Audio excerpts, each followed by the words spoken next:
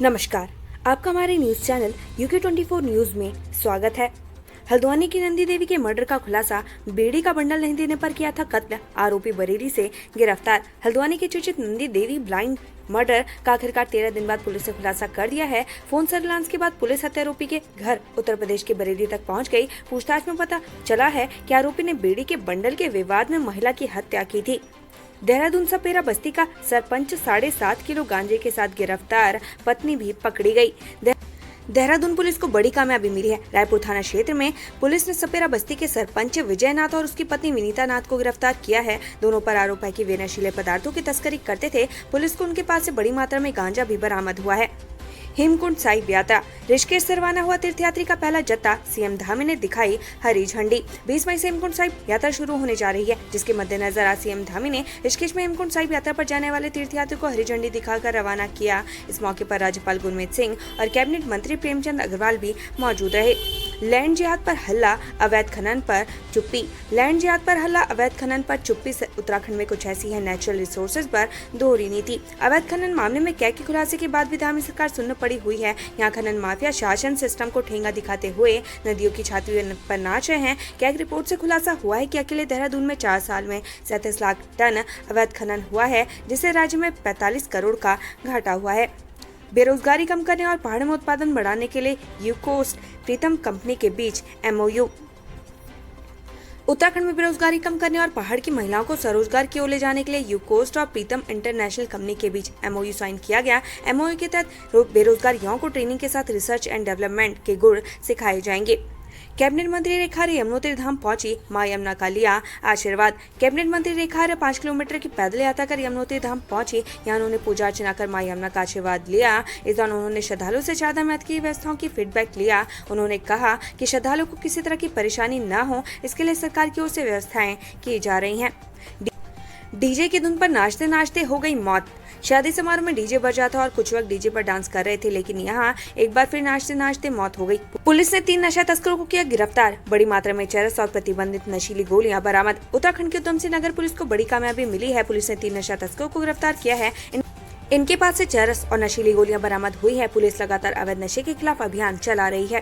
DD हाट का हीरा देवी हत्याकांड, police ने आरोपी को किया गिरफ्तार, लूट के बाद की थी हत्या। उत्तराखंड के पिथौरागढ़ जिले में बीती 13 मई को जंगलों में पुलिस को जो लाश मिली है, उस मामले में आज पुलिस ने बड़ा खुलासा किया है। पुलिस ने बताया कि डीडी हाट के जंगलों में मिली लाश हीरा देवी की थी। लूट के बाद हीरा देवी की हत्या की गई थी।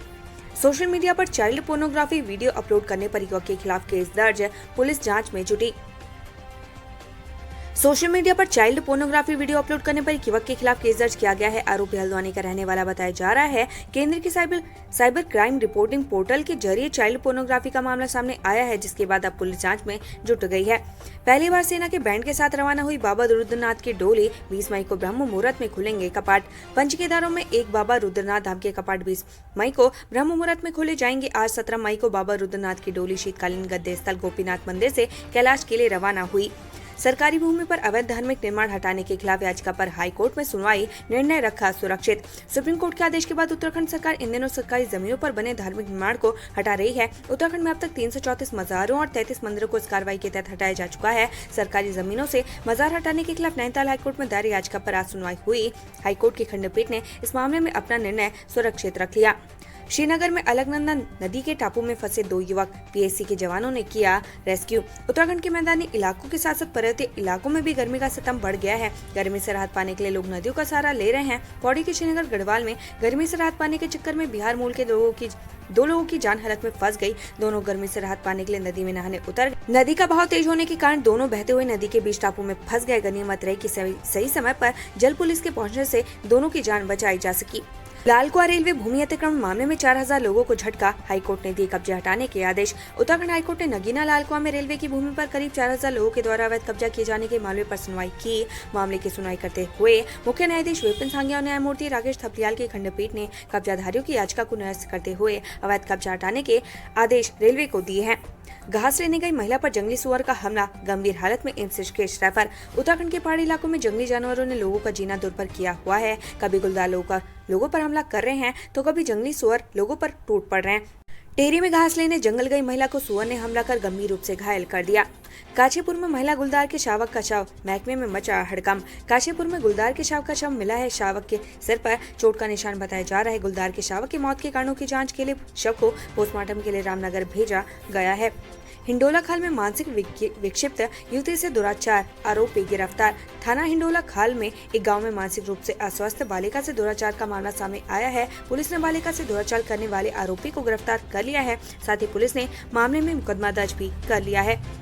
लक्सर में दो पक्षों के बीच खूनी संघर्ष, 4 घायल, 14 के खिलाफ मुकदमा दर्ज। खानपुर थाना क्षेत्र स्थित चंद्रपुरी गांव में दो पक्षों के बीच हुई खूनी संघर्ष में 4 लोग घायल हो गए। इस दौरान हवाई फायरिंग भी हुई। मौके पर पहुंची पुलिस ने घायलों को अस्पताल भिजवाया। वहीं इस मामले में खानपुर थाना पुलिस ने 14 अज्ञात लोगों के खिलाफ मुकदमा दर्ज कर मामले की जाँच शुरू कर दी है।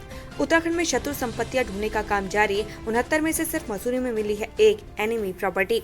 मसूरी में शत्रु संपत्ति का निरीक्षण किया गया। निरीक्षण के बाद शत्रु संपत्ति के चारों ओर तारबाड़ करने के निर्देश दिए गए हैं। बता दें कि उत्तराखंड के 5 जिलों में 69 शत्रु संपत्तियों का पता चला है। इनमें से एक की ही सही जानकारी अभी तक पता लग पाई है। वो मसूरी कैमल बैक रोड पर है, जिसका टीम ने निरीक्षण किया। सीमांत गाँव गुंजी से होगा पीएम मोदी का मेगा प्लान का आगाज। उत्तराखंड भाजपा ने दिया न्योता। मोदी सरकार के 9 साल पूरे होने पर बीजेपी देश भर में महाजनसंपर्क अभियान करने जा रही है। इसमें से पीएम मोदी विशाल रैलियां करेंगे। उत्तराखंड भाजपा ने पीएम मोदी को महाजनसंपर्क अभियान की शुरुआत पिथौरागढ़ के सीमांत गांव गुंजी से करने का न्योता दिया है। अनियंत्रित तीर्थ यात्रा को लेकर विशेषज्ञों ने दी चेतावनी। निर्माण को बताया हिमालय के लिए खतरा। उत्तराखंड में चारधाम यात्रा को लेकर विशेषज्ञों ने चिंता जताई है। विशेषज्ञों का मानना है कि प्रदेश में अनियंत्रित तीर्थ यात्रा और लगातार हो रहे निर्माण खतरा पैदा कर रहे हैं। उनका मानना है कि बेरोक-टोक निर्माण बड़े खतरे के संकेत हैं। इसके अलावा हजारों तीर्थयात्री प्रतिदिन उत्तराखंड के ऊपरी इलाकों में जाते हैं, जो नाजुक हिमालयी क्षेत्र के लिए गंभीर खतरा है। किशोरी के साथ हैवानियत, बेहोश कर हर रोज कई बार किया जाता दुष्कर्म, होश में आते ही फिर देते नशा। पश्चिम बंगाल से देह व्यापार से लाई गई किशोरी से हर रोज कई बार दुष्कर्म किया जा रहा था। वह होश में आती, इससे पहले उसे और नशा दे दिया जाता। इस मामले में जुड़ी देह व्यापार की सरगना तान्या शेख फरार है। साथ ही पुलिस पर हमला करने वाली 3 और महिलाओं की तलाश में भी दबिश दी जा रही है। पुलिस से मारपीट के 3 नामजद आरोपी की तलाश में पुलिस ने कई जगह दबिश दी। तान्या की गिरफ्तारी के लिए नैनीताल पुलिस पश्चिम बंगाल पुलिस से मदद लेगी। बृहस्पतिवार को पश्चिम बंगाल पुलिस रज्जाक और नाबालिग किशोरी को लेने हल्द्वानी पहुंचेगी। यात्रियों के लिए ऋषिकेश में खुला पंजीकरण कार्यालय शिविर, मुख्यमंत्री धामी ने किया शुभारंभ। मुख्यमंत्री पुष्कर सिंह धामी ने ऋषिकेश में चारधाम यात्रियों के लिए लगभग 22.25 करोड़ रुपए की लागत से पंजीकरण कार्यालय शिविर का उद्घाटन किया। इससे पहले हेमकुंड साहिब के लिए सिख श्रद्धालुओं का पहला जत्था आज बुधवार को ऋषिकेश के लक्ष्मण झूला रोड स्थित गुरुद्वारा से रवाना हुआ। पहले जत्थे में करीब 250 यात्री शामिल हुए। पंच प्यारों की अगुवाई में रवाना हुए श्रद्धालु लगाए जो बोले सो निहाल के जयकारे। हेमकुंड साहिब की यात्रा 20 मई को कपाट खुलने के साथ ही शुरू हो जाएगी। आज 250 सिख श्रद्धालुओं का पहला जत्था ऋषिकेश के लक्ष्मण झूला रोड स्थित गुरुद्वारा से गोविंद घाट के लिए रवाना हुआ। राज्यपाल लेफ्टिनेंट जनरल सरदार गुरमीत सिंह, सीएम पुष्कर सिंह धामी ने जत्थे को शुभकामनाएं दी और रवाना किया। भगवानपुर में आम के बाग की रखवाली करे 3 युवकों पर गुलदार ने किया हमला, 2 हायर सेंटर रेफर। रुड़की के भगवानपुर के मानक मजरा गांव में गुलदार ने 3 युवकों पर हमला कर दिया। बताया जा रहा है कि 2 युवक गंभीर रूप से घायल हो गए, वहीं एक युवक को हल्की चोटें आई हैं। बाजपुर में गुरविंदर सिंह के घर पर NIA का छापा, खालिस्तान समर्थक से संपर्क होने की आशंका, पूछताछ जारी। उत्तराखंड के बाजपुर में सुल्तानपुर पट्टी के गांव रतनपुरा निवासी गुरविंदर सिंह के घर पर बुधवार को नेशनल इन्वेस्टिगेशन एजेंसी की टीम ने छापा मारा। गुरविंदर सिंह के खालिस्तान समर्थक से संपर्क होने की आशंका है, जिसे लेकर NIA पूछताछ के लिए बाजपुर पहुंची। देहरादून मुंबई के बीच शुरू हुई विस्तारा की अतिरिक्त फ्लाइट, ये रहेगा शेड्यूल।